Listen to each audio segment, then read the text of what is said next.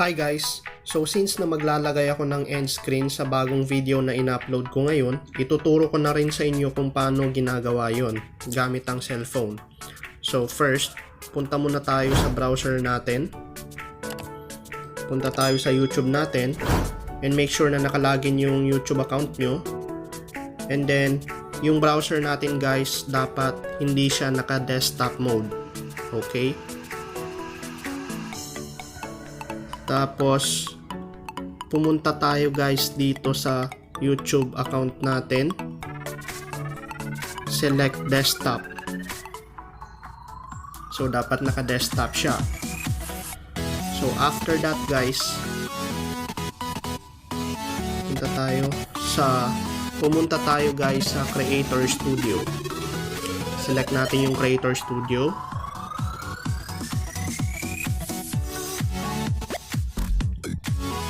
So, hintayin lang po natin. Sensyahan nyo na yung internet ko, medyo mabagal kasi data lang po yung gamit ko. Okay, nandito na tayo sa Creator Studio. Ngayon guys, pumunta tayo dito sa Videos. Select nyo yung Videos.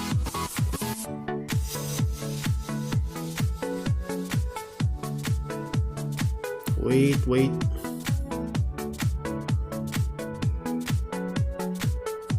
Bagal ng data natin. Ayan na guys yung mga videos natin. So, pili ka lang dyan kung alin yung lalagyan natin ng end screen. Ito yung bagong in-upload ko. How to remove object using fixed art. Select ko yan.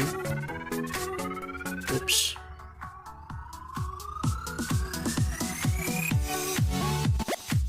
Tapos, select nyo yung pencil icon. So, nandito na tayo. Check nyo yung right side guys. Makikita nyo meron dyan end screen. So, select nyo lang yung end screen. Ayan guys. So, lalabas dito guys yung iba't ibang option kung anong end screen ang gusto nyo. So, ito yung pipiliin ko. 3 videos tapos 1 subscriber. Ayan na guys.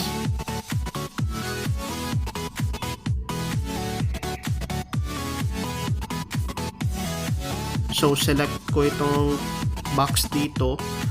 Itong box na to guys, pwede nating palitan.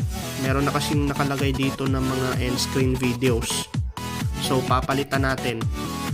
Paano natin yun gawin? Ito, punta lang kayo dito sa video, tapos pencil icon, select nyo lang yan.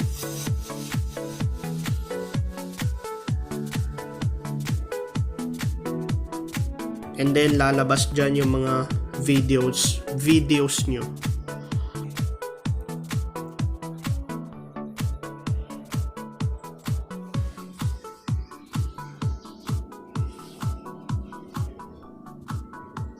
So let's say for example, papalitan ko ng video ko na, wait lang guys, sorry, sensya na, ito ang hirap kasi kapag cellphone lang ang gamit nyo.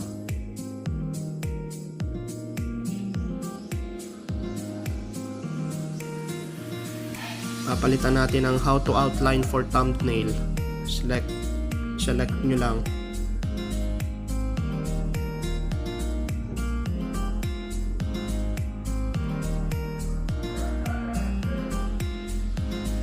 Okay, ayun na guys, napalitan na natin. And by the way guys, meron kayong ibang option dito. Merong most recent upload. Kung ise-select nyo yan, lalabas doon sa mga end screen nyo yung mga videos na bago nyo lang in-upload or yung mga recent upload nyo. And then, meron dito best for viewer. So, kung isa-select nyo yung best for viewer, ang isasuggest ni end screen is yung mga video natin na may mga maraming views. So, ito kasi yung pinili ko, kinustomize ko lang siya guys. Ngayon, pwede natin iset yung time kung kailan siya lalabas, kailan siya mag-a-appear. So, sinet ko siya ng 3 minutes and 31 seconds. Kasi yung video length is 3 minutes and 38 seconds. So, sa 3 minutes and 31 seconds, lalabas yung video. So, itry natin, play natin.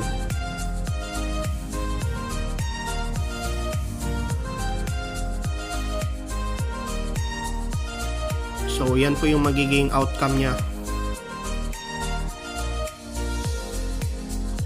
So, kapag okay na sa inyo, all set na kayo, save nyo lang guys. Boom, we're all done. So, ganun lamang po kadali guys. And by the way, hindi po pala mag-a-appear ang end screen once na ang video mo is naka-private. Okay? So, sana nakatulong sa inyo ang video na ito at kung nagustuhan nyo, please give it a thumbs up. Kung hindi ka pa nakasubscribe, please do subscribe and hit the notification bell para updated ka sa mga upcoming videos ko. So, maraming salamat sa paglaan ng oras. Hanggang sa muli po.